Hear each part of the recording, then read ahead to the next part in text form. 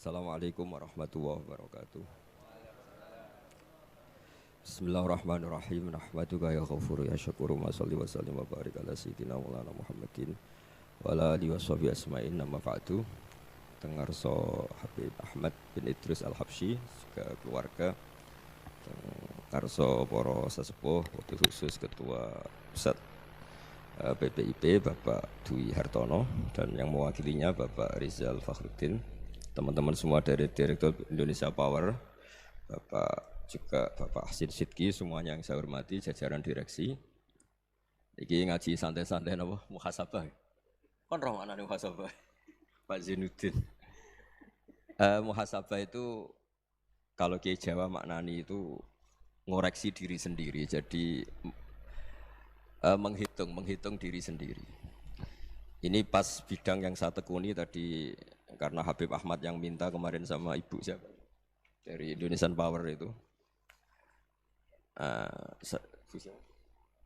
Ibu Lia, saya turutin sekaligus saya sambil belajar terus tentang muhasabah.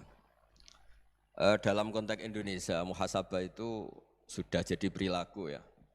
Karena dulu orang tua saya, guru-guru saya kalau ngandani itu, bayangkan kalau kamu jadi dia. Jadi misalnya kita mentang-mentang atasan, otoriter sama bawahan. Bayangkan kalau kamu jadi yang bawahan itu kayak apa? Laukun tamakanah, kalau orang Arab bilang, bayangkan kalau kamu di posisi dia. Makanya guyonannya orang-orang Indonesia itu kan orang ngaramkan judi gitu, bareng dikasih tahu. Tapi yang menang anak jenengan, alhamdulillah. Ternyata ngaramkan itu karena ada anaknya. Kalau anaknya yang menang ya seneng. Meskipun itu guyonan, tapi saya punya padanan itu dalam kitab Hikam. Nabi Ibrahim itu Khalilur Rahman, tentu bencinya minta ampun sama yang namanya maksiat. Suatu saat beliau diterbangkan di alam malakut. Itu kalau di Hikam saya halaman 15 juga. Saya masih ingat betul. Mungkin kalau Anda beda halaman karena beda cetakan. Atau enggak punya kitabnya. Atau punya tapi tidak bisa baca. Nah itu jadi berbagai kemungkinan. Atau punya tidak bisa baca tapi dianggap jimat. Atau digo pencitraan. Banyak itu kaji-kaji tidak bisa baca kitab tapi di ruang tamunya kitabnya besar-besar. Pencitraan itu, tapi ya bagus lah, nggak apa-apa untuk syiar. Setelah diterbangkan di alam malakut, diperlihatkan sama Allah. Ada orang pezina, ada orang syaribul khomri, ada orang mabuk, ada orang macam-macam. Allah tanya sama Nabi Ibrahim, bagaimana pendapat kamu Ibrahim tentang mereka yang maksiat? Kata Nabi Ibrahim, ya Allah habisi saja mereka, mereka hidup di bumi engkau, makan rezeki engkau, kemudian mereka tidak taat sama engkau. Singkat cerita di fase itu, saya ulang lagi di fase itu, Allah nurutin. Sampai sekian peristiwa, mungkin 3 atau 4. Sudah, setelah sekian tahun Nabi Ibrahim lupa peristiwa itu, kemudian beliau diminta menyembelih anaknya. Ini versi kitab Hikam. Memang versinya banyak tentang kenapa Nabi Ibrahim disuruh menyembelih anaknya. Ketika mau menyembelih anaknya, Nabi Ibrahim ragu. Huwa samratu fuadi, anak saya ini buah hati saya, kenapa engkau suruh menyembelih? Terus kata Allah, apa kamu tidak ingat ketika kamu saya angkat di alam malakut, kemudian kamu usul bunuh-bunuh, saya tidak mempertimbangkan usul Anda, tapi kenapa sekarang saya merintahkan kamu mikir? Gitu. Terus, ya karena ini anak saya ya Allah. Terus kata Allah, rumang samu wong sumpuk kon mateni gak gawean kau sing gawe kowe enak wae usul mateni. Jadi sebenarnya saya yang bikin, kemudian Anda enak aja usul membunuh. Semenjak itu Nabi Ibrahim itu di eranya itu asfaqun nas, orang paling sayang sama manusia. Karena kadang kita keras itu ya kebetulan tuh udah anak kita, udah keluarga kita. Cara orang Jawa itu kan gitu ya, kalau ada perempuan terus macak yang macam-macam pakai sepeda motor cowok terus wah itu luput suwuk, semoga-moga gini. Tapi setelah dikasih tahu, niku ponakane jenengan, semoga-moga selamat. Jadi jangan-jangan kemarin ahli ma'asi itu kebetulan tuh tidak keluarga kita. Kalau keluarga kita yang pernah salah pada kita, semangat kita mintakan maaf. Jangan-jangan kita didikte hukum sosial gitu. Jadi orang yang salah, kebetulan tuh orang yang menservis kita. Atau keluarga kita, atau orang dekat kita. Jangan-jangan semangat kita mintakan ampun. Tapi kalau sama orang lain, kebetulan musuh kita semangatnya minta itu kena adab. Nah ini yang nggak boleh dalam Islam. Islam mengajarkan niru Rasulullah SAW, Nabi itu rahmatal lil alamin. Bahkan kemarin saya ngaji virtual sama beberapa habaib, ada Habib Ali Al-Jufri dari Mesir, ada Habib Alwi dari Kuitang, ada Habib Nabil Al-Musawa. Dari sekian habaib itu saya masih ingat diantaranya yang didawuhkan rahmatan lil alamin itu ketika Nabi adahu kaumuh, disakiti oleh kaumnya, dan itu mereka masih kafir semua. Itu mereka dapat doanya Nabi Allahumma hdi qaumi fa innahum la ya'lamun. Kayak apa baiknya Nabi, orang yang menyakiti, yang melukai, tapi Nabi masih berdoa Allahumma hdi qaumi fa innahum la ya'lamun. Sayyidina Umar dapat doanya Nabi itu yakhina kana kafiran, ketika masih kafir didoakan Allahumma aizzal Islam bi Umar. Itu ketika masih kafir. Itu pelajaran bagi kita bahwa yang sedang tidak cocok pun itu berdapat doa kita. Ya doa supaya kondisi kita baik, hari tambah baik. Karena agama ini saya berkali-kali bilang limangka nayarjuwa hawal yaumal akhir. Agama ini diperuntukkan bagi yang selalu punya harapan pada Allah Subhanahu wa taala. Saya cerita muhasabah ini tentang hubungan kita dengan Allah. Di Indonesia itu banyak orang fasik, banyak orang nakal. Ya di mana-mana orang nakal itu ya mayoritas wa aksaruhum fasikun. Tapi berkahnya harapan. Mungkin saya kira nakal sok benda, mungkin saya kira sholat sok ben sholat, mungkin sekarang belum sakhok, belum dermawan, suatu saat dermawan. Barokahnya itu kefasikan ini dianggap sementara, sedang fasik, sedang tidak benar. Karena kiai-kiai kita, para guru-guru kita, para habaib utamanya itu mesti bilang semoga husnul khotimah. Nah barokahnya doa itu semoga husnul khotimah itu menjadikan satu pola sosial. Yang sedang fasik ini masih diharapkan jadi lebih baik, sehingga kita tidak ngambil sikap ekstrim, yang ingin menghabisi atau ingin mengadili, tidak, karena selalu kita punya harapan. Dan agama ini limangka nerjuwo hawal yaumil akhir. Bayangkan itu kalau yang nakal itu anak kamu, pasti kamu nggak ingin kan langsung dapat azab, dapat apa? Padahal kita semua jadi tokoh ini abul kulli, bapak dari semuanya. Sehingga ketika Rasulullah SAW jalan-jalan kemudian melihat perempuan sedang menyalakan api. Kalau apinya mati ditiup, anaknya dijauhkan. Nanti kalau sudah jauh dari api, anaknya digendong lagi. Terus kata Rasulullah, matur ke semua sahabat, Aro'aitum anna hadhihi tarihatan waladaha 'alan nar. Apa kamu berpendapat bahwa perempuan ini akan melemparkan anaknya ke neraka? Tidak ya Rasulullah. Tidak akan seorang ibu melemparkan anaknya ke api. Terus kata Rasulullah, Allahu arhamu min hadhihi biwaladiha. Allah lebih rahman, lebih rahim dibanding orang tua ini kepada anaknya. Ini yang harus kita kenalkan terus, kita kampanyakan terus supaya orang hubungannya dengan Allah itu nyaman, asik. Sehingga dengan demikian selalu ada harapan bahwa yang sedang nakal ini suatu saat tobat. Kita tidak boleh menghukumi pasti begini, pasti gini, itu tidak wilayah kita. Itu juga yang dicontohkan Rasulullah SAW. Secara lahir Nabi itu enggak berkenan sama Wahsy, karena Wahsy itu salahnya salah fatal karena membunuh ahabban nasi ila Rasulillah, yaitu membunuh Said Hamzah. Jadi ketika Wahsy tobat, Nabi itu nerima tobatnya. Dan ketika beliau dengan basariyahnya enggak siap ketemu Wahsy karena harus ingat Said Hamzah, basariyahnya diturutin. Oke, kamu iman, saya turutin, tapi jangan sering ketemu saya. Karena kalau ketemu kamu, saya masih ingat sama paman saya, Said Hamzah.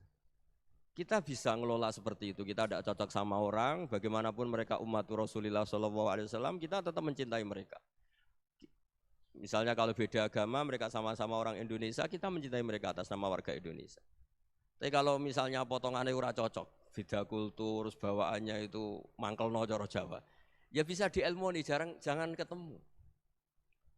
Wong sudah tidak cocok, ingin ketemu nyari solusi. Roh ini tok seneng itu kan ya repot itu. Ya sudah kalau nggak pati cocok ya jangan sering ketemu. Dan itu kita bisa memanage seperti itu tuh bisa. Saya berkali-kali cerita tentang Imam Syafi'i. Kalau dikasih tahu ya Imam Aba Abdillah, panggilannya Imam Syafi'i, tetangga Anda ini ternyata banyak yang nggak senang Anda. Jawabnya beliau senang. Ya bagus kalau nggak senang saya, ndak utang saya katanya. Jadi gara-gara sampean seneng aku ngatur aku ini kan. Dan mungkin sampean ra seneng kan ya enak. Jadi hidup itu dianggap happy, kalau seneng ya teman silaturahim, kalau nggak seneng ya nggak bakal utang gitu. Baru kaya seneng itu nggak ganggu. Gitu. Jadi dulu itu orang bisa ngelola seneng nggak seneng itu bisa, karena ada kearifan hubungan dengan Allah Subhanahu wa Ta'ala. Hidupnya selesai karena masyghul bi dzikrillah, mereka sibuk dengan Allah. Makanya kata ulama-ulama tasawuf, kamu jangan melihat manusia perilakunya, tapi kamu juga harus ingat yang gerakkan semua itu Allah Subhanahu wa taala. Dengan demikian kita farah, kita senang.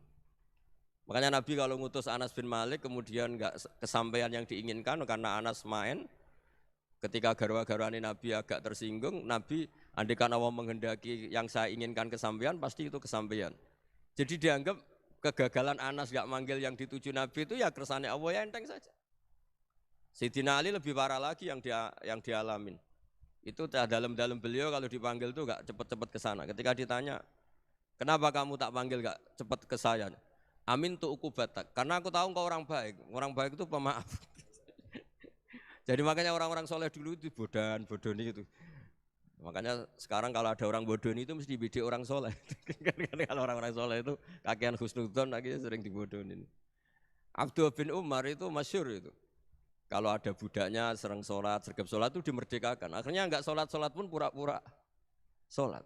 Akhirnya juga dimerdekakan. Ketika ditanya, kenapa engkau merdekakan? Padahal mereka sholatnya menipu engkau, kata pembisik-pembisik itu. Man khoda'ana lillah in khoda'na lah. Dia nipu atas nama Allah, berarti saat tertipu juga atas nama Allah. Enggak masalah dong, semuanya demi Allah Subhanahu wa ta'ala. Jadi ketika kita ketemu mensifati Allah Ta'ala itu ghafir. Allah pemaaf. Jangan kamu enggak fair untuk diri kamu nyifati Allah ghafir, pada orang lain Allah kamu sifati syadidul iqab. Jadi Allah kamu atur, kayak MC tadi ngatur saya. Jadi Allah itu apa? Kalau pada saya ghafir, kalau pada musuh saya syadidul iqab. Itu enggak fair. Kalau Anda punya harapan kepada Allah karena Allah Rahman Rahim, Allah ghafir, sebenarnya Allah pada musuh kita ya bisa saja Allah ghafir, bisa saja Allah Rahman Rahim. Sehingga kita melihat orang lain yang kita tidak cocok itu ya enteng saja. Itu min ummati Rasulillah sing tanaluhu syafa'atuh, tanaluhu sa'atu rahmati, tanaluhu fair. Jangan dengan kita kayak mesti dapat rahmat, jangan orang lain kayak Allah pasti syadidul iqab. Itu tidak boleh. Sehingga ketika ada orang Badui, singkat cerita orang Badui ini kencing di masjid, semua sahabat membentak dia. Yang enggak bentak hanya Nabi tok. Saking mangkelnya orang ini karena semua sahabat bentak kecuali Nabi. Setelah dibenarin Nabi, terus Nabi nyuruh sobbu ali dhanuban min ma'in. Setelah disucikan masjid itu, dia berdoa keras sekali. Allahumma arhamni wa Muhammadan wa la tarham ma'ana ahadan. Ya Allah, yang berhak dapat rahmatmu hanya saya dan Nabi Muhammad, yang lainnya jangan. Karena yang lainnya tuh jengkelin, gitu aja saya salah dimarah-marahin gitu. Jadi kalau kamu doa terbatas ya kayak orang Bedui ini, kayak orang Arabi. Apa kata Nabi? Laqad tahajjarta wasi'an. Allah yang rahmatnya luas menjadi kamu sempitkan. Karena kamu mau atur Allah hanya Rahman pada Indonesian Power, pada NU, pada kita, yang orang lain enggak perlu dapat. Itu kan kasihan Islam, karena Islam terus enggak dimiliki semua orang. Allah enggak dimiliki semua orang, Rasulullah enggak dimiliki semua orang, karena di NU, di ormas tertentu, di enggak boleh seperti itu. Enggak boleh takhasyar tawasian, kata Nabi, enggak boleh mempersempit zat yang rahmatnya itu luas. Ini semoga etika ini kita pakai di Indonesia. Yang sedang fase kita harapkan lebih baik. Yang sedang nggak dapat hidayah kita doakan dapat apa? Hidayah. Masyhur kan, makanya tadi saya mohon sama Habib Ali supaya Habib Ahmad supaya tetap mahalul qiyam, tabaruk sama Habib Ali. Di antara doa-doa di Simtuduror masyhur itu antuqabilal mudhniba minnah bil ghufran wal musi'ah bil ihsan. Jadi harapannya para habaib, para orang-orang baik dulu ya, semoga yang dosa itu dimaafkan, yang sedang salah dibuka, bikin lebih baik. Nabi itu tugasnya juga gitu. Wastaghfir li dzambika walil mu'minina wal mu'minat. Nabi itu tugasnya juga memintakan ampun yang sedang salah. Nah, ini cobalah jadi etika kita, muhasabah kita. Jadi muhasabah itu cara berpikir kita set, kita pikir ulang. Ternyata semangatnya seorang nabi itu wastaghfir li dzambika walil mu'minun. Semangatnya itu memintakan ampun. Orang ahli tafsir tahu semua kalau Nabi itu tidak mungkin dosa. Jadi itu khitabun nabi wa urida bihi ummatu, itu khitab Nabi, tapi yang dimaksud itu umatnya, karena Nabi tidak akan mengalami dzambun, tidak akan mengalami dosa. Sekarang enggak, kadang-kadang kita ini kalau orang lain salah itu semangat. Kalau di perusahaan ada teman salah, apalagi pimpinan salah itu seneng. Barokahnya salah bisa ganti kan gitu. Jadi kalau mungkin di dunia tokoh juga gitu, barokahnya ada tokoh salah, kita yang jadi populer sendiri, tidak boleh seperti itu. Kita harus salimus sodri di jami'il muslimin. Jadi ini harus dilatih. Saya tadi matur sama Habib Ahmad, latihan kita jadi hidup. Nabi itu kalau resep jadi wali itu kata Nabi gampang. Kata Nabi kalau kamu ingin disenangin Allah, ya sudah. Kalau kamu asbahta wa amseta gini-gini, perasaan kamu kata Nabi jangan punya perasaan ghil sama orang muslimin. Itu sudah wadzalika min sunnati. Makanya Nabi ngendikan la yablughni ahadun an ahadin syai'an. Ada yang baca la yuballighni ahadun an ahadin syai'an. Seseorang jangan melaporkan ke saya tentang salahnya yang lain. Fa inni akhruju ilaikum wa ana salimus sadri. Karena saya ingin ketemu sampean semua dalam keadaan salimus sadri, tidak punya perasaan apa-apa. Karena kalau nurutin pembisik, nurutin informasi itu ya repot. Karena orang pasti sepihak. Ada kiai yang top, datang ke kampung-kampung ning desa-desa. Kata yang seneng itu punya akhlak. Wah itu bagus orang besar datang ke kampung-kampung. Kata yang enggak seneng, oh itu jobnya kayak kecil kok diambil, itu kan ya kasihan itu kan sudut pandang. Makanya saya sering bilang akal kita ini cukup untuk mentasdik Rasulullah Shallallahu Alaihi Wasallam. Meskipun perasaan kita kadang orang Jawa itu beda. Saya berkali-kali bilang sama peneliti dari Jogja, kenapa sih Gus para nabi itu kok poligami istrinya banyak? Nabi Dawud katanya itu berapa? Nabi Sulaiman malah jumlahnya agak terbatas. Nabi Muhammad itu paling sedikit. Saya tanya gini, perempuan itu orang lemah, jadi kalau nolong orang satu gimana baik, kalau nolong orang dua ya lebih baik, ya sudah kira-kira seperti itu. Paling tidak akal kita masih tahu kalau orang baik, itu kan mesti baik. Nolong orang satu baik, nolong orang dua ya lebih baik, nolong orang tiga lebih baik. Tapi kalau kamu orang nggak baik, satu saja kamu terlantarin, kamu miskinkan, kamu ya tinggal diukur kan. Kalau orang baik, nambah baik. Tapi kalau orang buruk, tambah buruk. Nah itu akal. Akal kita bisa menganalisis kenapa sih nikah itu ada yang poligami, ada yang enggak. Ya sudah, ukur saja diri kamu. Misalnya kayak saya elek keriting, rabi terus. Memperbanyak wong elek. Orang perilaku tok raine dadi elek kabeh. Gitu. Tapi nak kowe ku ganteng, alim, ganteng, sugih. Anake ganteng-ganteng, berhubung kowe saleh ahli swarga kabeh. Mertua yo bangga karena karir kamu meyakinkan. Ini mertua kamu aja enggak bangga mau nambah. Ipar gak bangga, mertua gak bangga, desa kamu yang kamu wayai juga gak. Beda dengan Nabi ketika nikah Juwairiyah itu gak ada pernikahan sebarokah Nabi dengan Juwairiyah itu Azharu Rasulillah. Di situ habis perang banyak tawanan gara-gara jadi besanya Nabi langsung dibebaskan semua karena Azharu Rasulillah. Sekarang besanya Kanjeng Nabi. Dulu Abu Sufyan mangkelnya bukan main sama Nabi. Gara-gara putrinya dinikah terus langsung jadi. Kalau kamu kan enggak, nikah satu, nikah lagi, satu kampung musuh kamu. Karena istri pertama ya cemburu, yang kedua agak bangga. Wah itu selesai itu. Di dunia wal akhirah. Maksud saya, nganalisis Islam itu harus pakai akal. Dan akal yang dipakai, ini saya bawa ke kitab Ihya, adalah pikiran-pikiran para ulama. Makanya ketika Imam Ghazali ketika ditanya, fakaifa bi muslimin fasikin, asawwaha fi jami'i amri. Kalau kalian ketemu orang fasik, orang Islam tapi fasik, perilakunya enggak ada yang benar. Kata Imam Ghazali jawabnya lucu, aneh. Ma min muslimin illa wa islamuhu ta'ah. Enggak ada orang Islam kecuali dia mau Islam, membenarkan Allah dan Rasul itu sudah taatnya dia. Kok kamu enggak bisa melihat taatnya dia? Dia pikirannya kan ini pemabuk, ini tukang apa. Tapi kata Imam Ghazali, sebenarnya kamu masih bisa berpikir positif. Ma min muslimin illa wa islamuhu ta'ah. Tidak ada seseorang Islam ketika dia milih Islam itu pasti ada taatnya, yaitu tasdik pada Allah dan tasdik kepada Rasulullah Shallallahu Alaihi Wasallam. Jadi dengan pola seperti itu, maka di antara guru-guru kita yang modern ya di era Mbah Maimun, di sini ada Habib Ahmad, Habib Salim, syair yang sering dibaca beliau adalah ada orang munajat sama Allah, ini cerita munajat. Itu orang itu ngendikan gini, ana mutnibun, ana mukhtiun, ana asi, huwa rahimun, huwa ghafirun, huwa afi. Ya Allah, saya mukhti, saya orang yang salah. Ana mutnib, saya orang yang dosa. Ana asin, saya sering maksiat. Tapi engkau ya Allah, engkau ghafir, pemaaf. Engkau rahim, maha pengasih. Engkau afin, yang mudah memaafkan. Terus kata orang ini, ya agak kurang ajar, tapi saking senengnya sama Allah. Qobal tuhunna salasatan bisalasat. Ya gini saja ya Allah, sifat engkau diadu dengan sifat saya. Engkau Tuhan, Gusti, enggak boleh kalah katanya. Terus wasatahliban ausofu ausofi, dan engkau pasti pemenangnya gitu. Jadi ada orang rayu Allah dengan cara seperti itu ya ada ya. Saya ini manusia, salah saya banyak. Engkau ampunannya banyak.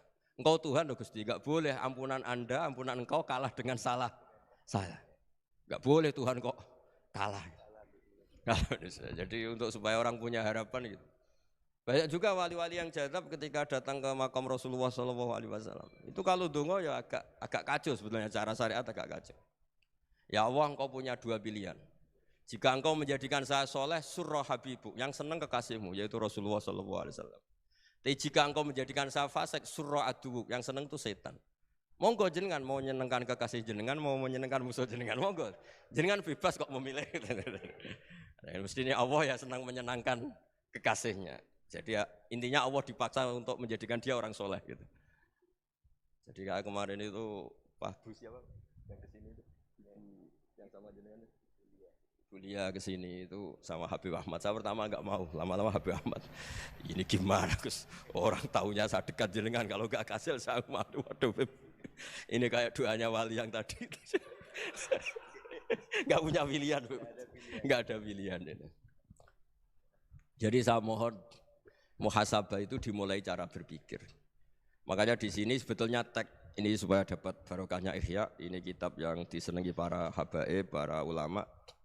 Sebetulnya teks di muhasabah itu redaksinya gini ya, yang lengkap.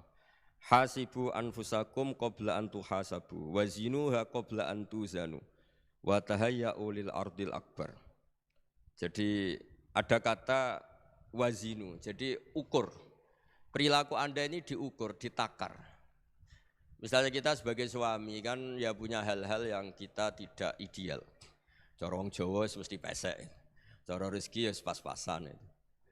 Dan kita juga kalau makanya nggak boleh tanya istri begini, apa saya cinta pertama Anda? Pasti Anda kecewa. Orang jadi istri hanya korban terakhir itu. Sudah. Karena orang kalau ngelamar kemana-mana nggak jadi, yang jadi istri itu pasti korban terakhir itu. Jarang istri pilihan pertama, jarang. Ayo semua yang nikah. Rata-rata itu pilihan Anda pertama Pak, dari sekian ditolak di mana-mana terus. Ya perempuan terakhir. Kamu juga korban terakhir. Gitu. Itu wali-wali dulu kalau ngandani kita itu sederhana. Antal ini masyhur diceritakan Habib Zain bin Semit dalam kitab Al-Manhajus Sawi. Anta lam tajid min nafsika kullama turid. Fa kaifa turidu min ghairika kullama turid. Kamu yang ingin ideal saja, kamu tidak menemukan pada diri kamu untuk menjadi ideal. Kamu kan ingin ganteng, ingin punya uang banyak, ingin perilaku Anda sempurna. Anda saja yang punya keinginan tidak bisa mewujudkan keinginan Anda sendiri. Fa kaifa turidu min ghairika ma turid. Jadi anta lam tajid min nafsika kullama turid. Fa kaifa turidu min ghairika kullama turid. Kamu yang punya keinginan saja. Misalnya saya ingin punya uang banyak, perilaku saya selalu benar, enggak pernah salah. Loh, saya yang ingin saja dengan diri saya enggak bisa untuk benar terus. Kok kamu berharap orang lain selalu benar? Jadi anta lam tajid ya sama. Kalau kamu menuntut istri kamu itu ramah, neriman, apa kamu neriman sama wajah istri Anda gitu? Engko yo pola ning dindi jajaki sana jajaki sini kamu sendiri ndak kona apa. Jadi itu nasihat yang luar biasa. Anta lam tajid min nafsika kullama turid, fa kaifa turidu min ghairika kullama turid. Kamu mau menghormati semua orang, enggak mau kan? Kemudian Anda berharap semua orang menghormati kamu tidak ingin kan orang lain semua menghujat kamu. Sementara kamu enak aja menghujat orang lain. Makanya Rasulullah SAW itu luar biasa ketika bikin kaidah sosial. Apa la yu'minu ahadukum hatta yuhibba li akhihi ma yuhibbu li nafsi. Jadi kalau ukuran iman itu sederhana. Kalau sesuatu itu baik, nyaman bagi Anda ya bayangkan itu pada teman Anda. Misalnya Anda bangun tidur sudah acak-acakan, enggak punya uang, utang jatuh tempo, kan enggak ingin ketemu orang. Ya kamu jangan bertamu ke jenis ini karena dengan kamu yang alami juga gak siap ketemu orang. Makanya ada Habib Alim itu dilapuri sama seseorang. Beb, dulu teman saya itu ketika saya kaya itu sering main ke saya. Setelah saya miskin, mereka tidak main ke saya. Kata Habib itu bagus, sunnah Allah begitu itu bagus. Coba kalau kamu dulu kaya, teman kamu main kan kamu gaya. Di rumah ada makanan, bisa hormat tamu. Setelah kamu miskin jadi buruh manol di pasar atau buruh bikin boto, teman kamu datang, malu enggak kamu? Mendingan enggak datang gitu. Akhirnya baru, oh ya alhamdulillah kalau gitu. Loh ya kan dulu teman kita datang, kita ada Alphard, istri cantik, rumah bagus. Lah kita miskin, buruhnya orang pas dibentak-bentak, teman kamu udah datang. Milih datang kamu enggak kalau setelah kamu jatuh? Enggak kan? Jadi barokahnya ilmu itu terus. Ya, tapi kadang-kadang orang wah setelah saya miskin teman-teman tidak kasih ke sini. Ya kalau kamu sudah jatuh teman-teman kamu ke situ jadi tontonan. Ya mulai sekarang cara berpikir itu dirubah. Dulu yang namanya kiai itu kalau diundang orang itu ya agak-agak senang. Semenjak saya itu agak rubah. Ngundang kiai, ngatur kiai itu tak haram-haramkan ya ada lumayan lah sekarang itu sudah mulai agak beretika. Dulu itu ngundang tuh tanggalnya ditentukan, jamnya ditentukan. Enggak mikir apa kiai saat itu nganggur, enggak. Punya wadifah, enggak. Dia milih tanggal yang dia nganggur, enggak mikir pas itu kiainya nganggur apa, enggak. Ya saya hanya cerita aja, kamu tersinggung ya monggo, boten nggih monggo itu kan. Jadi saya mohonlah supaya tadi saya juga matur ke Habib Ahmad. Jadi untuk orang merasa ikut sunnah Rasul itu gampang sekali kata Sayyid Muhammad. Dulu Nabi berpakaian ala daerahnya. Kalau mikot ya pakai mikotu baladi. Karena Nabi orang Madinah dan beliau berdomisili di Madinah ya misalnya mikotnya dari Bir Ali misalnya. Tapi kalau Anda orang kawasan Tanim mau umrah ya dari Tanim. Misalnya kawasan Jirona ya dari Jirona. Artinya apa? Kamu ngambil mikot karena Nabi mikot misalnya dari Bir Ali. Bukan berarti kamu harus seperti Nabi di Bir Ali, kamu orang Mekah, misalnya kamu orang Tanim, orang dia harus dari mikotu apa? Baladi.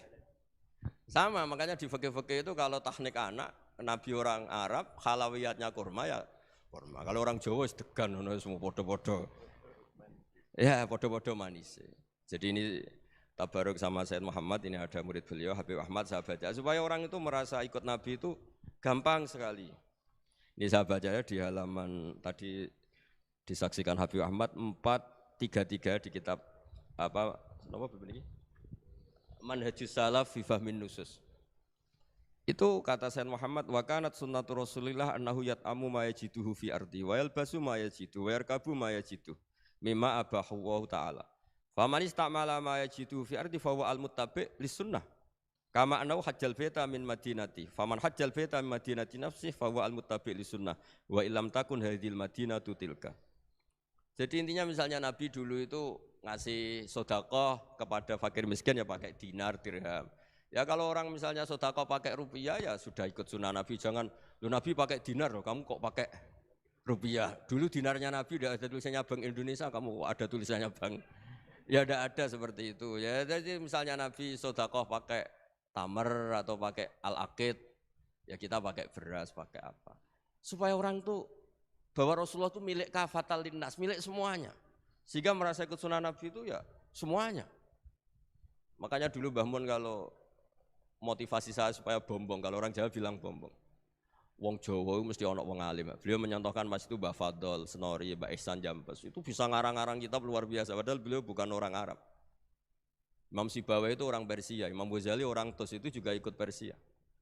Kata Mbah Mun, wong sing ora Arab lah mesti untuk jatah alim kata beliau. Karena Nabi itu diutus kafatal linnas. Nanti kalau orang yang alim itu Arab tok berarti tidak ada perwakilan dari Afrika, dari Asia Tenggara, dari mana-mana. Makanya karena Nabi statusnya itu kafatal linnas. Jadi kita harus bangga sebagai Muslim, sebagai orang Indonesia karena misalnya Wali Kutub dulu terkenalnya hanya ada di Yaman, di mana. Ternyata pernah ada juga di Indonesia dan seperti Habib Abu Bakar Segaf Gresik. Jadi ya harusnya kan tetap orang Indonesia meskipun beliau dzurriyyah Rasul kan ya sudah orang apa? Orang Indonesia. Dzurriyyahnya Habib Ali Simtuduror sekarang di Solo. Jadi Indonesia juga dapat Alawin banyak dari Sadatin Alawin juga banyak. Jadi saya mohon barokahnya ngaji seperti ini melihat orang lain tuh gampang. Bayangkan tuh kalau anak kamu. Makanya Nabi nanti kalau nggak percaya lihat di Hikam nomor 15 di kitab saya itu. Di situ dijelaskan oleh Hikam, jangan-jangan semangat Anda pada orang yang maksiat, pada orang yang keliru supaya dihukum itu karena kebetulan itu tidak anak Anda, itu tidak keluarga Anda. Coba kalau itu keluarga Anda. Makanya kalau saya guyonan di Jogja itu ada pembantu mecahkan piring terus dimarahi majikannya, saya mesti guyon gitu, pasti itu pembantunya tidak cantik. Kok bisa Gus? Andai kan cantik dan kamu senang mecahno piring satu, piring 1000 ora iso ngamuk kowe. Ternyata ngamuknya itu karena mecahkan piring apa karena plus tidak cantik? Coba jawab para lelaki ini. Kamu marah sama orang maksiat itu karena maksiat karena plus itu tidak anak Anda. Bayangkan kalau itu anak Anda. Itu hebatnya Rasulullah SAW. Karena kita yang salah pun kadung umatnya, Nabi tetap ngasih fasilitas syafaati li ahlil kabair min ummati. Kayak apa baiknya Nabi? Tidak ikut maksiat tapi ikut fasilitasi ngasih syafaat. Loh kalau li ahlil ibadah kan wajar. Nabi ketika ini syafaati li ahlil kabair min ummati. Ya karena tadi logika yang dibangun Rasulullah itu logika yang luar biasa. Kita semangat orang lain kena hukuman itu karena kita tidak punya ra'fah, tidak punya rahmah. Coba kalau Rasulullah yang bil mu'minina ra'ufur rahim, semangatnya itu mendoakan supaya tobat, mendoakan diampuni. Dan itu juga yang diperintahkan oleh Allah Subhanahu wa taala, wastaghfir li dzambika walil mu'minina wal mu'minat. Ya semoga barokahnya ngaji ini, barokahnya Habib Ahmad, barokahnya Maulid Simtud Duror, barokahnya semua kitab madaih, tiba berjanji semuanya, barokahnya Ikhya, barokahnya Said Muhammad, barokahnya guru kita semua, Mbah Maimun, bapak saya. Kita ini ngikuti manhaj, ya, ngikuti apa? Manhaj. Saya sering didhawuhi Mbah Mun, kenapa ihdinas siratal mustaqim bukan siratoka? Bukan jalan engkau ya Allah. Karena Allah itu enggak bisa kamu tiru. Allah itu tidak tidur, tidak makan, tidak kesel, tidak capek. Yang bisa ditiru itu siratal ladzina an'amta alaihim. Yang bisa ditiru manusia ya niru manusia. Karena Allah itu tidak bisa ditiru. Makanya ihdinas siratal mustaqim siratal ladzina. Dan niru siapa? Niru guru-guru kita.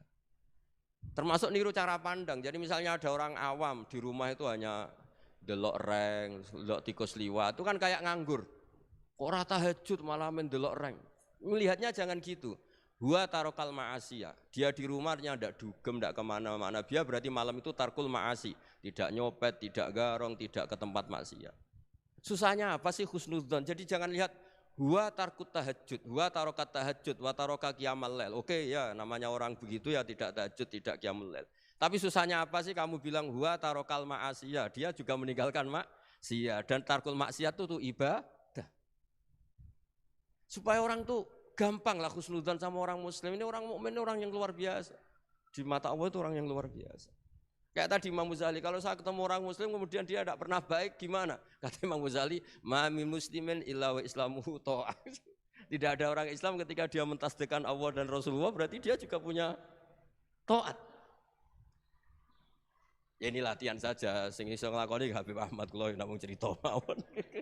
Kula cerita secara akademik, saya punya kitab, saya baca dan alhamdulillah kita paham barokahnya para guru dan supaya terbiasalah sebaik-baiknya ibadah husnudzonni billah wa husnudzonni bil mu'minin. Soal tidak cocok ya diilmoni tadi ya, namanya enggak cocok ya jangan sering ketemu. Seperti Rasulullah SAW, beliau karena sangat mencintai Said Hamzah, ketemu orang yang pernah begitu sama Said Hamzah ya beliau secara basyariah tidak siap. Tapi beliau secara cara bahasa sekarang secara profesional kalau beliau seorang nabi dan harus menerima tobatnya siapapun ya diterima. Saya meskipun dengan A, B gak cocok karena dia begini-begini sama saya, tapi saya ingat dia sholat, dia baca sholawat, dia mencintai Rasulullah. Ya kita hormat. Ya soal gak cocok ya di manage tadi ya. Zuruhiban tasdid huban, kalau gak pati cocok ya jangan sering ketemu bawaannya enak nanti. Ya semuanya itu diilmoni lah. Makanya ngendikane Ma'ruf Al-Qurhi ada yang baca Al-Kharki, mangqala fil yaumi salasa marrat aw marham ummata Muhammad kutiba minal abdal. Karena semangat mencintai siapapun satu hari sering baca marham ummata Muhammad, wa asli ummata Muhammad, wa tajawaz an ummati Muhammad. Itu mesti kutiba minal abdal. Dia pasti termasuk wali abdal. Maksudnya semangat mencintai. Ya dilatih lah. Misalnya Indonesia Power atau PLN, andai kan tidak ada PLN itu kayak apa? Orang nggak bisa ngaji, tidak bisa aktivitas. Ya barokahnya ada PLN, barokahnya jasanya. Kita sadar, tidak semua kebaikan kita ini memenuhi keinginan orang banyak. Orang banyak ingin listrik, ingin saluran apa, dan itu kadang yang mewujudkan orang lain atau kelompok lain. Ya karena itu manfaat ke orang lain ya kita doakan. Karena khairun nas anfa'uhum linnas. Sehingga kita terbiasalah ngakui orang lain. Seperti semangatnya Rasulullah SAW, semuanya itu didoakan, semuanya diinginkan kebaikannya. Bahkan Nabi gak putus asa sampai di akhirat. Ketika Nabi lain sudah putus asa karena sudah akhirat, sampai dimintai syafaat semuanya bilang nafsi, nafsi. Karena merasa semuanya gak punya nyali di depan Allah, karena ini sudah akhirat, sudah finish. Tapi apa Rasulullah? Analah, ya sudah saya sanggup mensafaati kalian. Terus kata Nabi, fa'atiyal arsya. Saya mendatangi aras fa'akhiru lahu sajidan, saya sujud wa ahmaduhu bima hamida allamani rabbi. Kemudian saya tetap muji Allah. dengan pujian yang terus menerus. Padahal sudah di akhirat, sudah finish. Nabi dimintai syafaat masih sanggup. Karena Nabi tahu, akhirat tidak bisa mendikte Allah. Tidak bisa Allah terus bilang, ya Allah ini akhirat, engkau sudah tidak boleh mensyafaat. Tidak bisa. Allah tidak bisa diganggu akhirat. Allah tidak boleh dibatalkan rahmannya oleh akhirat. Allah tetap Rahman Rahim abadal abad. Dan Nabi tahu itu. Makanya kata para ulama, fa Muhammadun Ahmadu min ghairihi. Jadi Nabi Muhammad namanya dua, yang terkenal. Sebenarnya banyak yang terkenal dua, Muhammad sama Ahmad. Ketika Nabi punya nyali memuji Allah di akhirat atau sudah di akhirat, itu fa Muhammadun Ahmadu min ghairihi. Ketika Nabi lain sudah tidak punya nyali muji Allah karena sudah akhirat, Nabi Muhammad tetap berani muji Allah di saat seperti itu. Makanya Ahmadu di situ kata ulama itu af'al tafdil, fa Muhammadun Ahmadu min ghairihi. Kanjeng Nabi lebih memuji Allah di saat yang Nabi lain sudah tidak punya nyali untuk memuji Allah di saat itu. Makanya kata Nabi fa akhiru lahu sajidan wa ahmadhu bimahamida allamaniha rabbi. Akhirnya setelah lama gitu terus Allah ngendikan ya Muhammad irfa' ra'sak wasal tu'tah wasfa' tusyaffa. Sudah Muhammad, angkat kepala kamu minta apa saat turutin, dan kalau kamu ingin mensyafaati umatmu saya beri hak napa? Syafaat. Semoga semangat itu juga menjadikan kita munajat bahwa rahmat Allah tidak terbatas, harapan juga tidak terbatas. Mungkin yang sedang nakal ya kita katakan sedang, jangan terus kamu pastikan wah ini mesti suul khotimah, mesti tidak orang baik. Tidak, agama ini liman kana yarjuwaha wal yaumal akhir, selalu bagi yang punya harapan. Ya, mugi-mugi dapat barokah semua. Mantu dengan kata wassalamualaikum warahmatullahi wabarakatuh.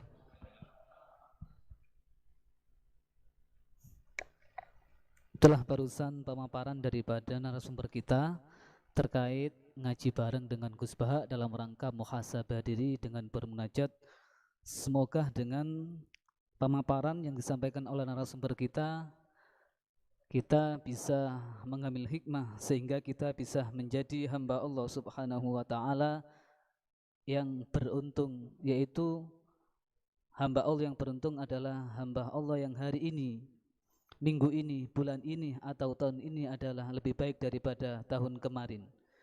Bukan menjadi hamba Allah Subhanahu wa ta'ala yang merugi, yaitu di mana hari ini, minggu ini, bulan ini, dan tahun ini sama dengan tahun kemarin. Lebih-lebih jangan sampai kita menjadi hamba Allah Subhanahu wa ta'ala yang celaka. Artinya hari ini, minggu ini, bulan ini, dan tahun ini lebih buruk daripada tahun kemarin. Dan selanjutnya yaitu dialog. Ngapunten Gus, ini ada beberapa pertanyaan. Nggih.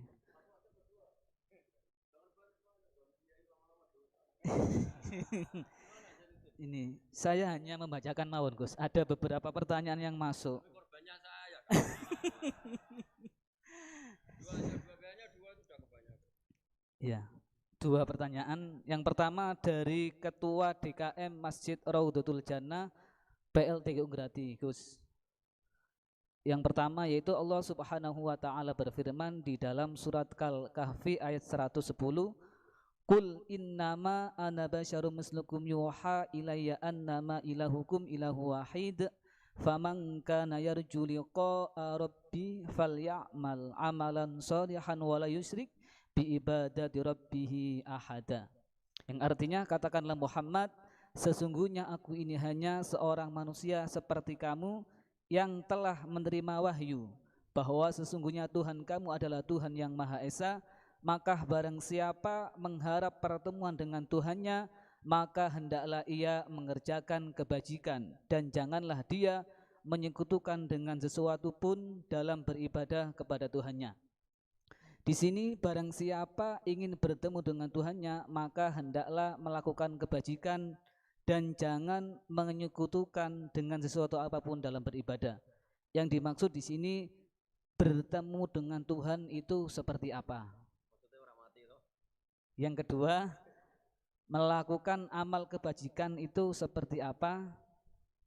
Jangan menyentuhkan Tuhan dalam beribadah itu seperti apa? Nggih, niku Gus. Satu pertanyaan Gus. Satu pertanyaan ada 3 kategori. Ngapunten Gus. Bismillahirrahmanirrahim. Pertanyaan itu bagus sekali karena hal yang sama dialami Rasulullah SAW. Jadi ketika Nabi ngendikan man ahabba liqa Allah ahabba Allahu liqa'ah. Wa man kariha liqa Allah kariha Allahu liqa'ah. Jadi terus sahabat tanya, bagaimana itu ya Rasulullah? Wa kulluna yakrahul mauta katanya. Siapa yang senang ketemu Allah, wa senang ketemu dia. Siapa yang enggak senang ketemu Allah, wa juga enggak suka ketemu dia. Dan sahabat ya sahabat ya manusia ya zaman itu ya iskal ya, tapi semua kita ini nggak siap mati. Jadi kalau ketemu Allah itu pikirannya orang itu ya mati. Nah, yang tanya nggak siap juga kan kalau mati. Terus Nabi memberi penjelasan, tidak ada orang Muslim, orang mukmin kecuali sebelum mati itu yang calon ahli surga itu diperlihatkan surganya. Jadi mamin ahadin ilka waqat alima maq'adahu minal jannah awinnar. Ketika melihat surga yang sudah gemah ripa, sudah luar biasa. Mungkin kalau para cowok yang bayangkan bidadari banyak, cantik-cantik, gak minta belanja. Neng dunia wis elek jaluk aneh-aneh kan ruwet. Nah, itu terus langsung seneng pengen ning swarga. Jadi kalau ada orang mati kok tidak semangat, berarti belum dipertontonkan surga. Nah, ketika dipertontonkan surga kan sudah tidak ada kerja, tidak ada atasan, tidak ada bawahan, nggak ada istri cerewet, tidak ada teman bodoni, pokoknya di surga itu kan enak semua. Nah terus seneng. Lah kira-kira liqa Allah ya seperti itu. Ketemu Allah itu artinya ketemu ridhonya, ketemu kebaikannya. Itu resep pertama tentu tidak boleh syirik. Syirik itu menganggap ada kekuatan lain setara dengan kekuatan Allah. Jadi kalau orang tawasul sama nabi, sama wali, sama habaib itu tidak syirik, itu kan tetap Allah itu punya kekuasaan mutlak. Kita ini butuh orang dekat. Bukan mensetarakan orang dekat ini sama Allah Subhanahu wa ta'ala, itu jelas tidak. Ada orang Islam yang punya perasaan ada kekuatan lain setara dengan kekuatannya Allah Subhanahu wa ta'ala. Makanya Nabi sudah menjamin, saya tidak pernah takut kalian melakukan syirik, karena siapapun yang punya iman pasti tidak akan mensetarakan yang lainnya sama dengan Allah Subhanahu wa ta'ala. Jadi makanya keyakinan ahli sunnah, keyakinan guru-guru kita, wasilah itu tidak termasuk apa? Syirik. Karena ya di hatinya sama sekali gak ada hukum penyetaraan. Maknanya syirik, tasyrik itu kan menyetarakan. Jadi itu penting dicatat ya supaya kita clear, tidak ada perasaan seperti itu. Nah caranya ada syirik gimana ya tadi? Dielmoni lah, dielmoni. Misalnya kamu senang seseorang di kuburan ya sendiri, ketemu hisab ya sendiri, apa-apa sendiri. Misalnya kita dicintai banyak orang, ketika di kuburan ya dibiarkan sendiri. Misalnya munamuni seneng Gus Pak, misalnya aku mati baru ditinggal. Nah, ya kan sama aja, baru dipendem gitu. Makanya guyonannya sahabat itu guyon tapi masuk akal itu. Ketika Rasulullah wafat itu semua sahabat dilupakan kali itu Rasulullah, sehingga berani mengubur. Lupa semua. Setelah datang, pulang semua ketemu Sayyidah Fatimah. Ya Anas, kamu tadi ikut cara basa Jawa mengubur Nabi. Wah, terus diingatkan sama Fatimah, kamu teganya, kamu semua mengklaim mencintai Nabi, kenapa taksu alaihi turab? Kenapa kamu menguburkan dengan tanah? Itu semua sahabat nangis semua. Cek teganya kita mencintai kemudian kita yang mengubur. Tapi sama Allah sama itu dilupakan semua. Kalau enggak dilupakan enggak ada yang berani ngubur. Ya jadi saya ulang lagi ya, jadi mencintai Allah itu gampang kok, karena Allah baik, reputasinya baik. Makanya masyhur kan Nabi Dawud didawi Allah, Habibni ila ibadi. Itu dicerita di kitab Ihya, di kitab Syauqin. Saya cintakan ke hamba-hambaku. Wa kaifa uhabbibuka ila ibadik. Bagaimana saya menceritakan engkau pada hamba-hambaku? Dawe Allah di hadis qudsi itu, kenalkan uzkurni bil hasanil jamil. Ya, kamu cerita saya tentang yang baik-baik saja kan. Dikasih bumi. Misalnya saya sendiri kalau bayangkan itu gampang. Kalau saya dikasih rumah Habib Ahmad setahun gratis, saya akan muji beliau orang baik. Padahal hanya setahun dikasih gratis. Kita dikasih bumi Allah itu sampai kita mati, oksigen sampai kita mati, tanpa bayar. Padahal kalau kita di rumah sakit oksigen 3 hari aja sudah nguras. Ya contoh yang gampang-gampang saja. Gara-gara ada syukur kan tomak kamu, bayangkan nikmat itu ya punya Alphard, istri 4 neriman semua, rukun semua. Terus yang 3 digonta ganti ya gelem semua. Lah gara-gara kaya itu ya yang masalah. Padahal kalau kita dikasih rumah orang, Alphard orang gratis itu senengnya. Lah Allah ngasih apa coba? Makanya uzkurni bil hasanil jamil. Sudahlah kamu nyebut saya itu yang baik. Fa innahum la yadhkuruni ilal jamil, kata Allah di hadis qudsi itu. Mereka ingat saya itu juga yang baik. Baik. Dan makanya ini kan latihan, walakinna wa habbaba ilaikumul iman wa zayyanahu fi qulubikum. Makanya saya dakwah itu ya yang gampang-gampang saja. Ya semuanya Islam ilmu swarga. Ya memang dawuh Nabi gitu, mangqala lil wa dakhalal jannah. Lah kita gara-gara khawatir dasar hati cilik, mangqala la ilaha illallah gak dakhalal jannah sik. Nak taate ngene matine ngene panjang sekali catatannya. Setahu saya ngapalkan hadis itu tidak ada catatannya. Mangqala la ilaha illallah tahu-tahu kok sekarang banyak apa? Catatannya banyak. Ya coba artinya gini lah, kalau kamu hati cilik ya hati cilik, ngarang kitab gak apa-apa, bisartika dawakata, tapi tetap saja itu gak dawe Kanjeng Nabi. Ya monggo nak ikhtiyat ya monggo, tapi ya jangan terus saking ikhtiarnya terus dawe Nabi semua dikasih catatan, kan kasihan Kanjeng Nabi, dawe mangqala wa taqallal jannah. Ada resmi catatan ya hanya mukhlison biha qalbuh, itu resmi itu. Tapi mukhlison biha qalbuh, ikhlas yang dimaksud itu kata Ibnu Hajar Al-Asqalani itu la khaufan minas silah. Dulu orang munafik lafadzkan la ilaha illallah itu karena takut gak dianggap Islam. Zaman itu istilahnya khaufan minas silah. Tapi kalau orang Indonesia karena ada ancaman bagi yang tidak Islam, ya hampir pasti ikhlas karena gak ada takut apa coba gitu. Jadi lebih gampang gitu. Ya jadi maksudnya liqa Allah begitu. Ya pasti ikhlas gitu. Terus yang kedua apa tadi? Udah toh?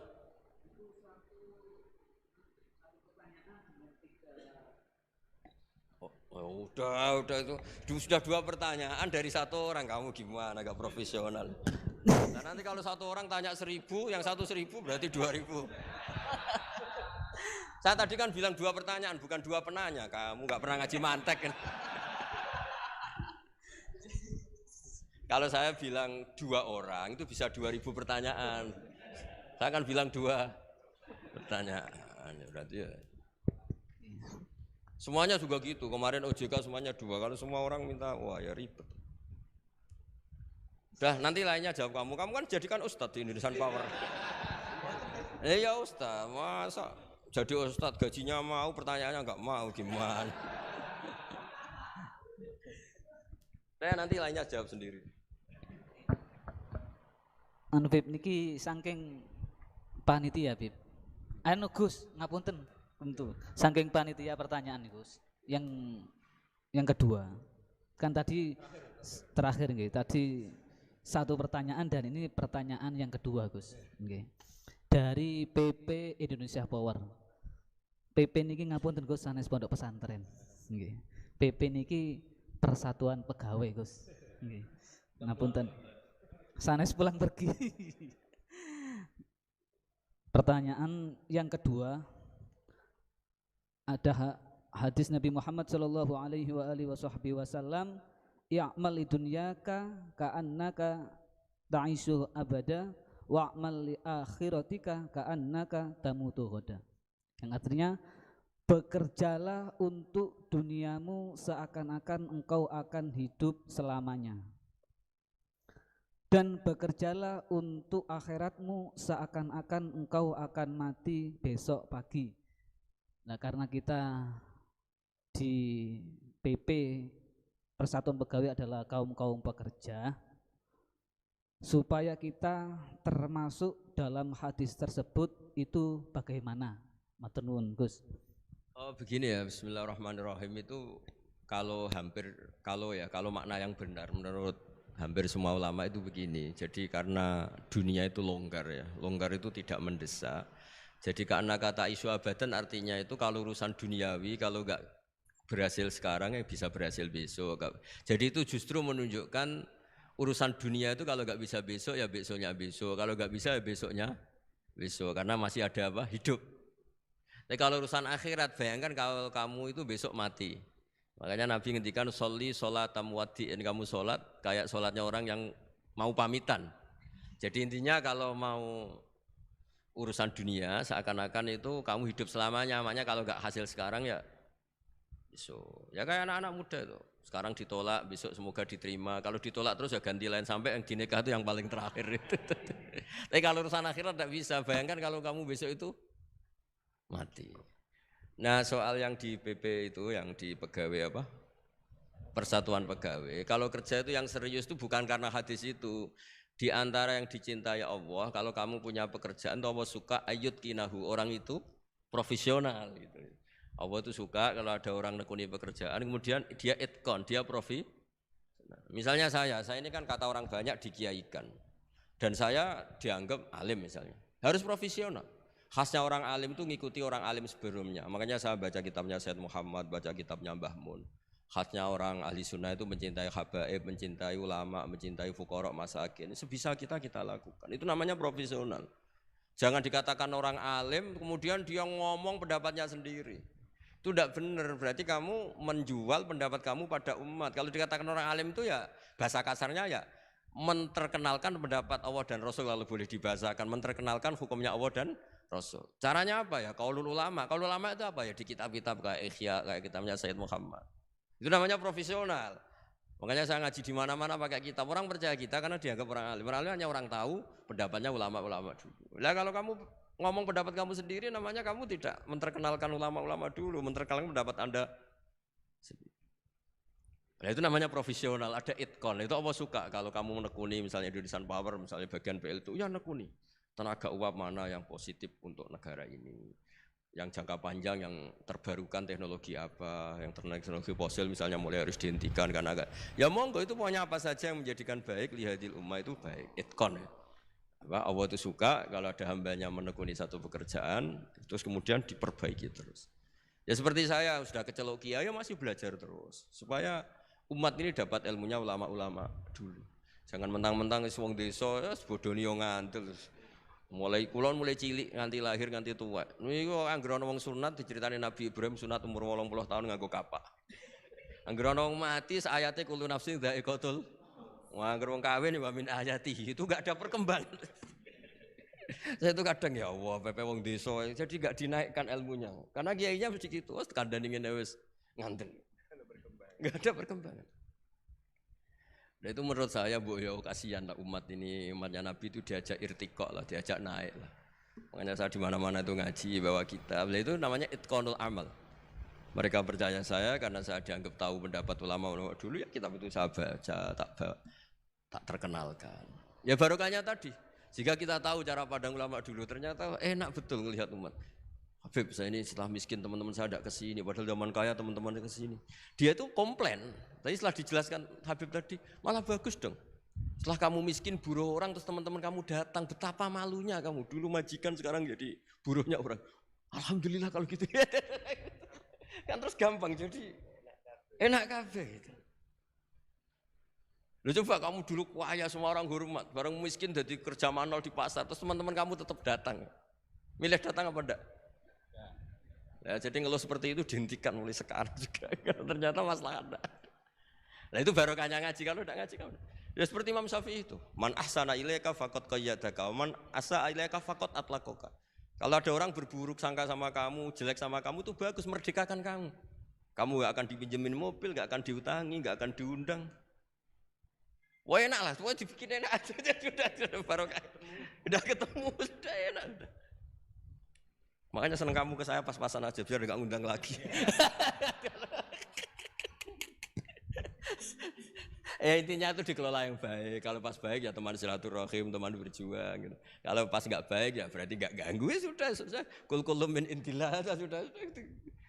Ya sudah wiridannya layak dibil hasanati illa anta wa la yazabu bisayati illa anta. Jadi hubungan dengan Allah itu ya segampang gitu. Nggih, mohon ngoten nggih. Nggih, monggo.